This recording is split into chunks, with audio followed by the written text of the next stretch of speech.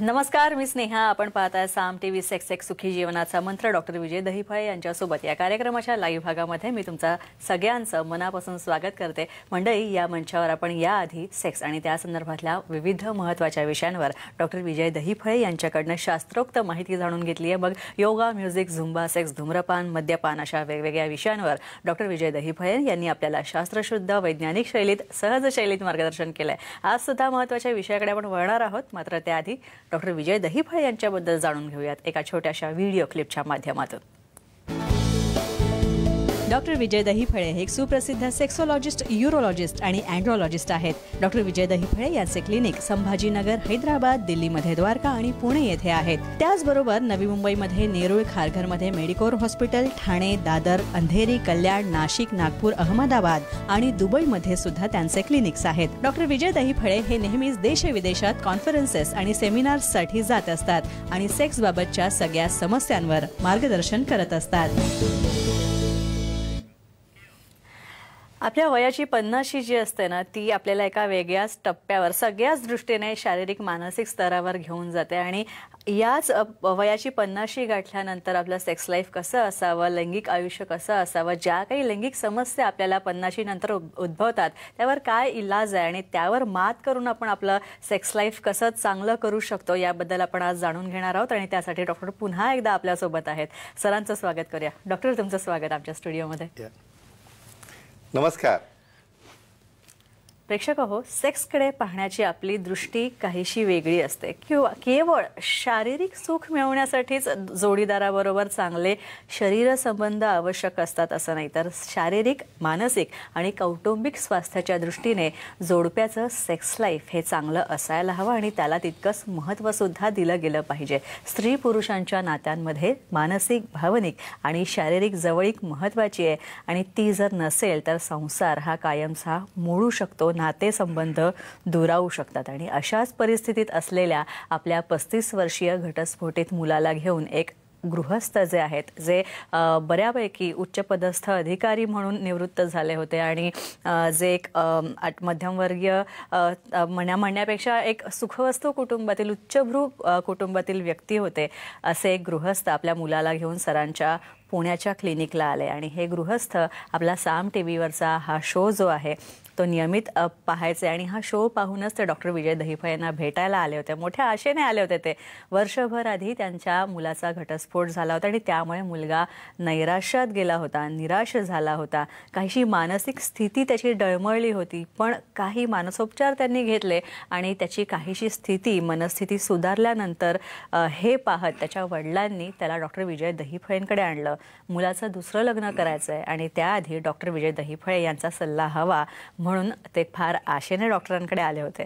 आता मुलगा आणि सून हे दोघे सुद्धा सिंगापूरला स्थायिक झालेले होते आणि वडिलांनंतर डॉक्टरांनी जेव्हा मुलाला त्याच्या या सगळ्या घटस्फोटाविषयी विचारलं तेव्हा तो मुलगा सुद्धा हेच म्हणाला. आणि त्याच्या सगळ्या बोलण्यातून हे कळलं की हे पती पत्नी जे होते हे दोघेही IT इंजिनियर होते आणि त्यात सुद्धा या पतीपेक्षा किंवा या तरुणापेक्षा त्याच्या पत्नीला खूप चांगला पगार होता, मजबूत पगार, खूप चांगल्या पगाराची, रगड पगाराची नोकरी त्याला होती आणि त्यामुळेच तिला होती. आणि त्यामुळेच पत्नी जी आहे आपल्याला काहीशी हीन, अपमानास्पद वागणूक द्यायची, आपल्या आवडीनिवडींवर बोट दाखवायची, अशी स्थिती काहीशी त्यांच्या नात्यात होती. आता यात एक गोष्ट अशी सुद्धा होती की या तरुणाला अति हस्तमैथून करण्याची सवय होती आणि त्यामुळे प्रत्यक्ष जेव्हा पत्नी सोबत शारीरिक संबंध प्रस्थापित करण्याची वेळ जेव्हा आली तेव्हा मात्र या तरुणाला उत्तेजना काही येईना आणि हीच सवय त्यांच्या संतती सुखात सुद्धा अडसर ठरत होती, अडचणीची ठरत होती.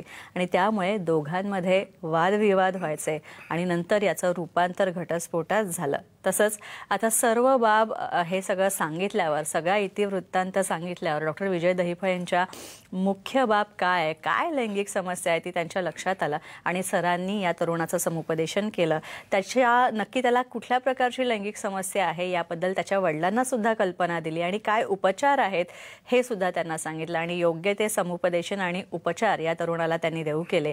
आणि गरज असेल तर P shot therapy, vacuum therapy सुद्धा देऊ असं सांगितलं. आता सरांच्या उपचारांचा चांगला परिणाम दिसून आलाय.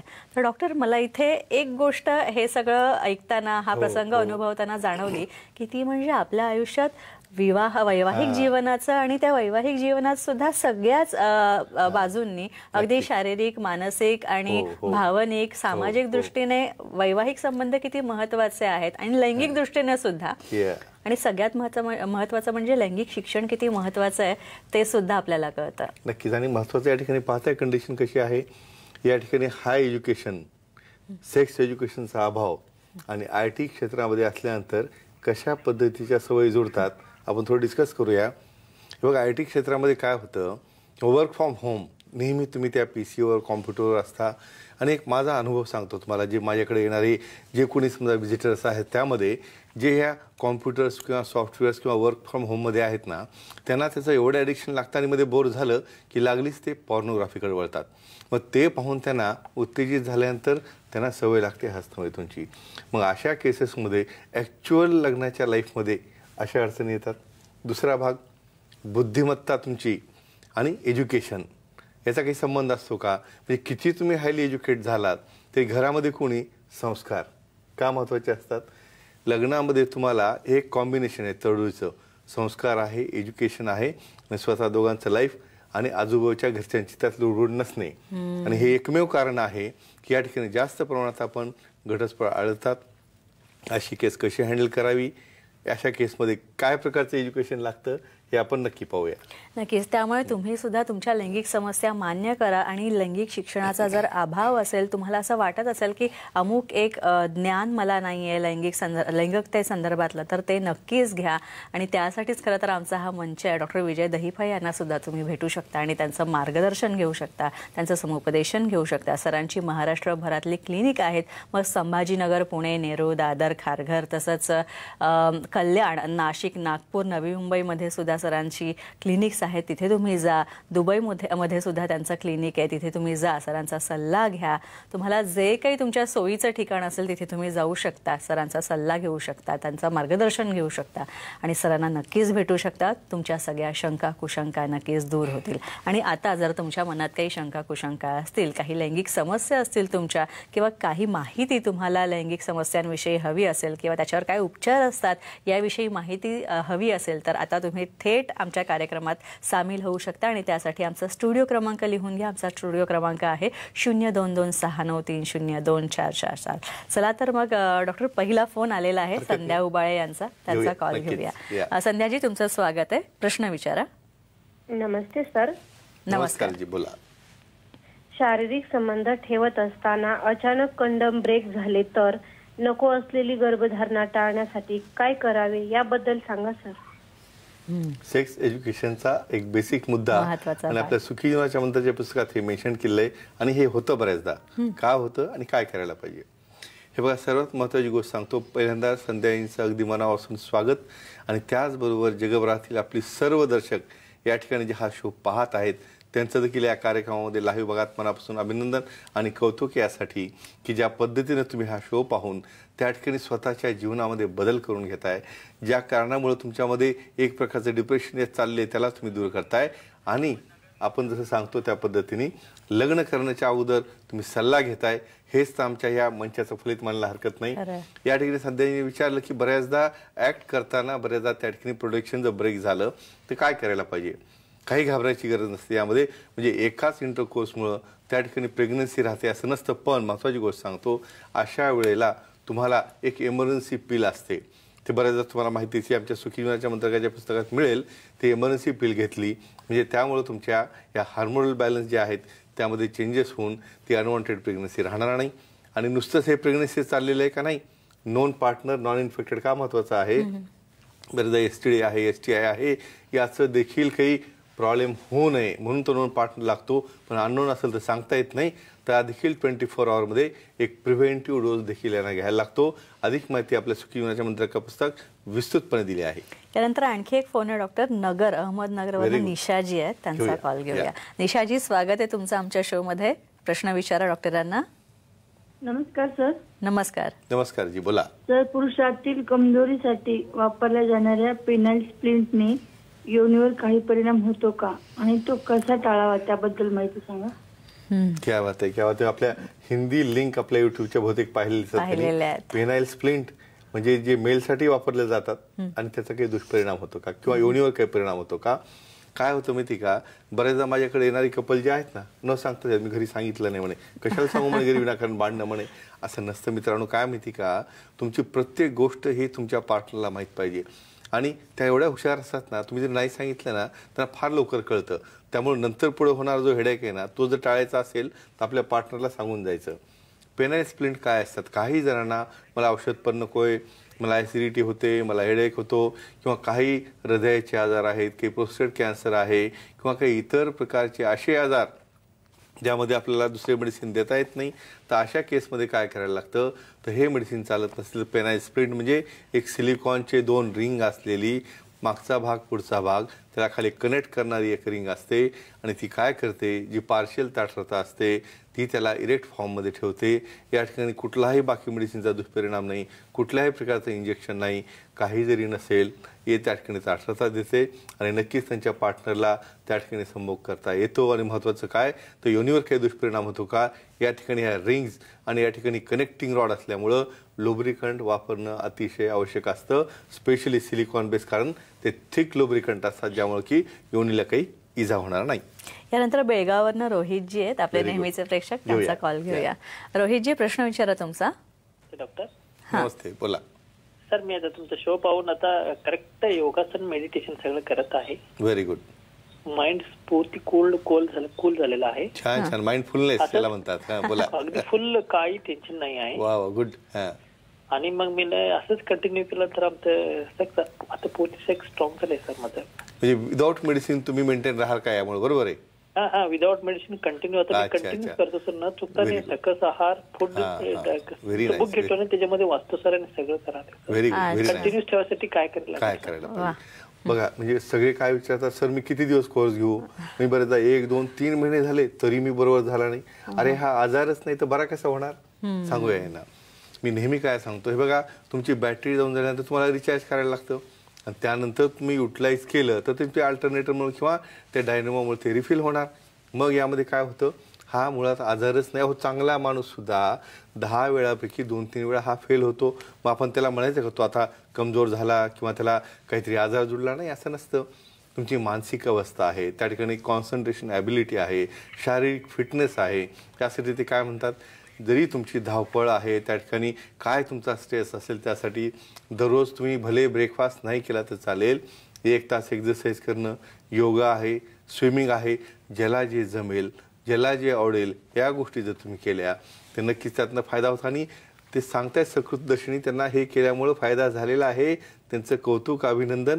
आणि हे आपल्या मित्रांना देखील फेसबुकवर हा शो दाखवत असतात. यानंतर मुंबईवरनं आणखी एक फोन आहे सर, महेंद्र यांचा, त्यांचा कॉल घेऊया. महेंद्रजी, स्वागत आहे तुमचं. प्रश्न विचारा डॉक्टरांना. हॅलो. हा, बोला. हा, महेंद्र भोसले बोलतोय मी. हा, बोला. तर मला शुक्राणू माझ्या ह्याच्यातून कमी होतात आणि धातू कमी पडतात. अच्छा, वय काय माझं वय 43 आहे. वय 43. बरं, होईल का मला? बरं, मला एक सांगा, सध्याचा धातूचा रिपोर्ट काय सांगा मला, रिसेंट. म्हणजे लो मध्ये दाखवता एकदम. सांगा ना, लो म्हणजे 5-10 काय मिलियन आहे, काही लक्षात आहे? 5-10 मिली. 5 मिलियन आहे. बरं, तुम्हाला काही शारीरिक संबंधामध्ये काही कमजोरी, शीघ्रपतन असं काही जाणवतं का?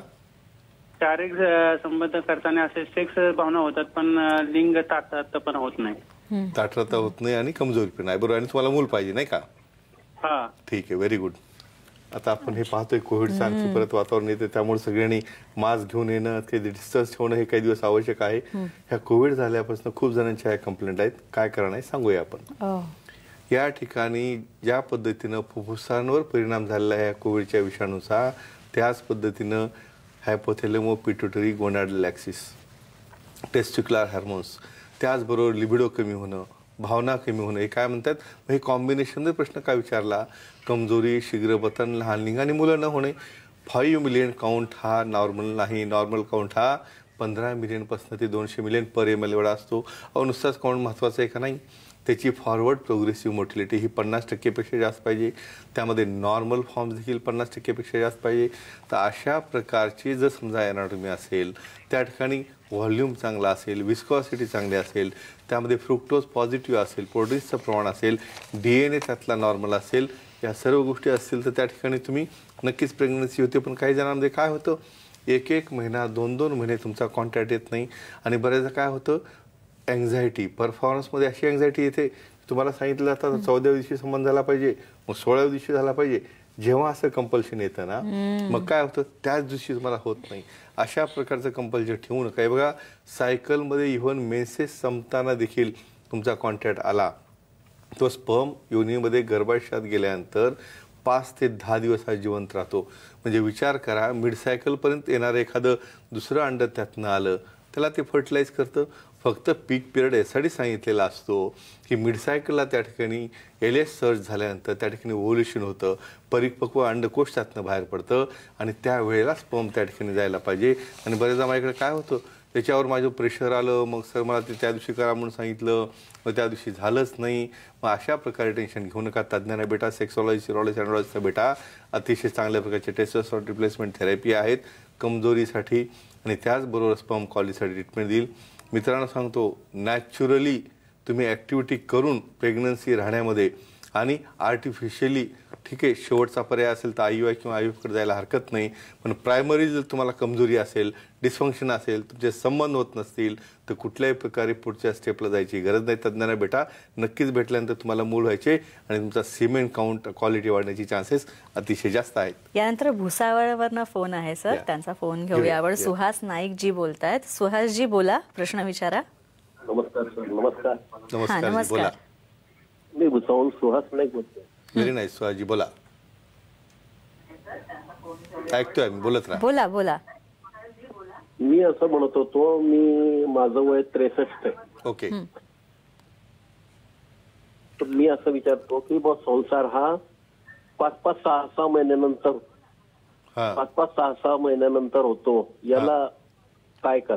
पण मला एक सांगा, हे 5-5, 6-6 महिने जातात, तुमचं कारण वाटतं की तुमच्या पार्टनरचं कारण वाटतं? सांगा बरं, काय कारण असू शकतं? संसार होतो तो योग्य की अयोग्य? म्हणजे योग्य आहे का कमी वेळात होतो किंवा जास्त गॅप चालला असं म्हणायचं तुम्हाला? नाही, मग हे 2 हप्त्यांनी पाहिजे का 2 हप्त्यांनी पाहिजे का 3-3, 4-4 महिन्यांनी पाहिजे? चालेल. त्यांना आता मला प्रश्न कळला. जास्त गॅप पडतो, गॅप कव्हर जास्त पडतो, असं कारण का? बरं, ठीक आहे.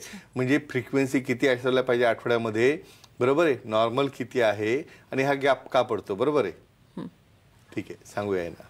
हा प्रश्न दोघांसाठीच मुद्दा मी प्रश्न विचारले. मी काय होतं माहिती का, आता तुम्ही समजा 63-5 क्रॉस केलं, तुमचा पार्टनर 60 मध्ये येतो, तुमची इच्छा तर मेंटेन राहते.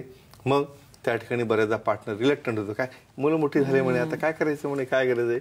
मग आता त्या ठिकाणी मग इच्छा आता ह्या वयात असतं का कुठं म्हणे, असं नसतं होत. जसं खाणं पिणं तुमचं चालू आहे ना, मी परत तुम्हाला एक गोष्ट सांगतोय. बघा, तुमच्या शरीरामध्ये सर्क्युलेशन, ऑक्सिजनेशन प्रत्येक ऑर्गनचं महत्त्वाचं आहे.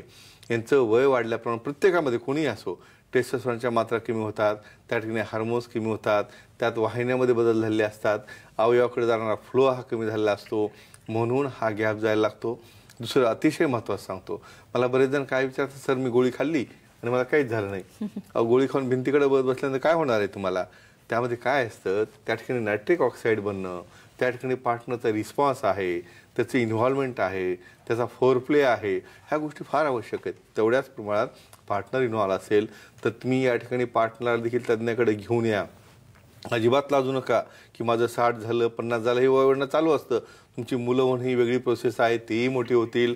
शेवटपर्यंत जो ॲक्टिव्ह राहतो त्यालाच त्या ठिकाणी कसल्याही प्रकारे ॲक्टिव्हिटी करायला किंवा स्वस्थ राहण्यासाठी प्रॉब्लेम येत नाही. आणि मिनिमम आठवड्यातनं 2 ते 3दा काउंट करायची गरज नाही. हा व्हायला पाहिजे. हे 5-6 महिने गॅप जातो, याचा अर्थ काहीतरी प्रॉब्लेम आहे, हार्मोन लेवल कमी आहेत. नक्कीच तुम्ही स्वतःची तज्ज्ञांना भेटा, अतिशय चांगल्या ट्रीटमेंट आहेत. सेक्सॉलॉजी, सिरोलॉजी, अँड्रॉलॉजीना भेटा, तुमचा हा प्रॉब्लेम सॉल्व्ह होईल. आणि तुम्ही जर विचाराल मला याला की वयाच्या मर्यादा आहे का, नाही, सेक्सला वय नाही, घड्याळ नाही, एक्सपायरी नाही, पण एक कल्चरल मर्यादा आहे, त्यात राहूनच तुम्हाला करायचं. सर, जो प्रश्न डॉक्टर सुहासजींनी विचारला तो त्यालाच पुढे नेत मला असं विचारायचं की बऱ्याच जणांना 50 नंतर लिंगात ताठरता येत नाही किंवा मग आणखी काही वाकडेपणा असतो, ढिलेपणा असतो. तर मग या बाबतीत जेव्हा तुम्ही एखादी सेक्स ट्रीटमेंट घेता तेव्हा काय काळजी घेणं आवश्यक आहे ते मला विचारायचं आहे. पण आता ब्रेकची वेळ झाली आहे, घेऊया. कुठेही जाऊ नका, पाहत राहा आमचा हा शो. ब्रेक नंतर आम्ही लगेचच परत येतोय.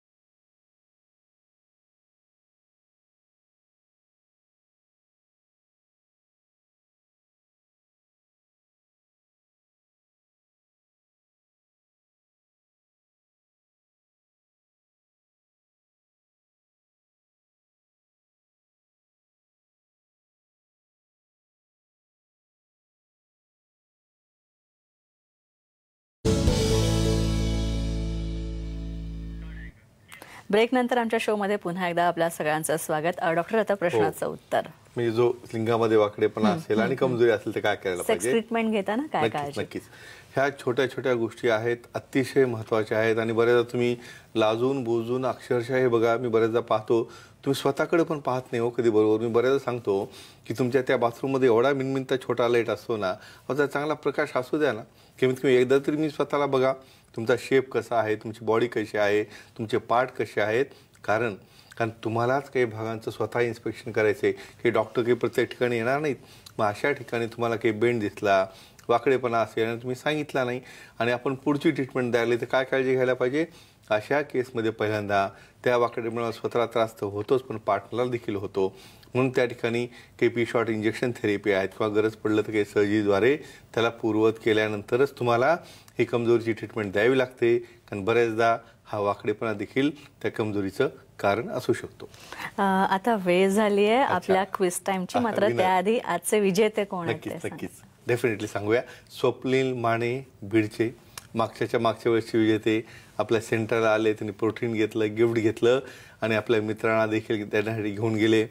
आमचे मित्र या ठिकाणी जैनजी पार्थी गुरुजी आहेत, त्याचबरोबर विलास कदमजी आमच्या आज पुण्याच्या सेंटरला भेटायला आले होते. त्या ठिकाणी ते एक वास्तुशास्त्र तज्ज्ञ आहेत, ज्योतिषी तज्ज्ञ आहेत. त्यांना पुस्तक पाहिजे होतं आपलं खूप दिवसापासून, त्यांना देखील हे पुस्तक गिफ्ट दिलं, त्यांना प्रोटीन्स दिले आणि नक्कीच त्यांना पुढच्या भावी वाटचालीसाठी हार्दिक हार्दिक शुभेच्छा. आणि अतिशय चांगल्या पद्धतीनं त्यांचं प्रेझेंटेशन आम्ही पाहिलं आणि खरंच त्यांचं मनापासून अभिनंदन आणि कौतुक.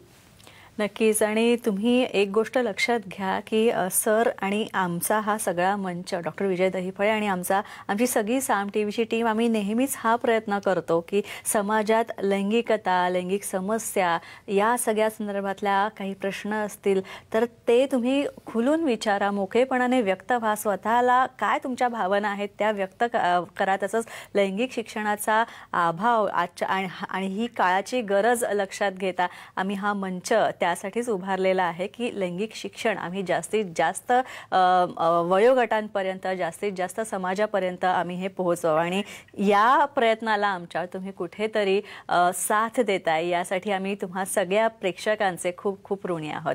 डॉक्टर, यानंतर वेळ झाली आहे, पण सगळ्यात महत्वाचं हे आहे की आपल्याला चिठ्ठी काढायची आहे, तर चिठ्ठी काढूया आपण. विनर पाहायचं आपल्याला, त्यांना काय बक्षीस आहे आपण डिक्लेअर करूया आणि त्यांना सहभागी व्हायचं असेल तर ते द्या माझ्याकडे, मी पाहतो. चिठ्ठ्या मला वाटतं 2 केल्यात. असू दे, एकच वाचू आपण. संतोष आहेर लातूरचे यांचं अगदी मनापासून अभिनंदन. कुठल्या प्रश्नाला उत्तर दिलं होतं यांनी? या ठिकाणी तुम्हाला कमजोरीसोबत स्ट्रक्चर युरेथ्रा असेल तर कुठल्या प्रकारे त्या ठिकाणी ट्रीटमेंट द्यायला पाहिजे, तर डेफिनेटली त्या ठिकाणी पहिल्यांदा स्ट्रक्चर ओके करून नंतर ट्रीटमेंट घेतली पाहिजे. अतिशय सुंदर उत्तर. आणि अशाच प्रकारे सहभागी व्हायचं असेल तर प्रश्न विचारायला लागेल. तर समजा कमजोरीसोबत त्यांना लिंगामध्ये वाकडेपणा असेल तर काय काळजी घ्यायला पाहिजे, हा प्रश्न तुम्हाला दिलेला आहे. त्या गुरुवारपर्यंत उत्तर द्या, मेसेज करा, टेक्स्ट मेसेज करा, फोन लावा किंवा त्या ठिकाणी मी डायरेक्ट आमच्या असिस्टंटना सांगू शकता. आणि या ठिकाणी आपल्या चित्रफितीमध्ये अतिशय महत्त्वाची तुम्ही माहिती पाहताय, चित्रफित पाहताय. आमच्या वंजारी महाराष्ट्र पुस्तकाचं त्या ठिकाणी विमोचन करण्यात आलं. त्याच ठिकाणी शशी चाटे आणि त्याचबरोबर बाकीची आणखी मंडळी देखील त्या ठिकाणी त्या विमोचनला होती. आणि या ठिकाणी आमच्या लायन्स क्लब चिकलठाणा औरंगाबादच्या प्लास्टिक सर्जरी कॅम्पचं या ठिकाणी सांगता झाली. त्यावेळेला केंद्रीय अर्थ राज्यमंत्री भागवतजी कराड आणि लायन्स क्लबच्या अध्यक्षा डॉक्टर उज्ज्वला देवळे, प्लास्टिक सर्जन, सुप्रसिद्ध अमेरिकेचे प्लास्टिक सर्जन राज लालाजी आणि पूर्ण ऑर्गनायझिंग कमिटी यांनी अतिशय सुंदर हा कॅम्प घेतला. या सर्वांचं अगदी मनापासून अभिनंदन.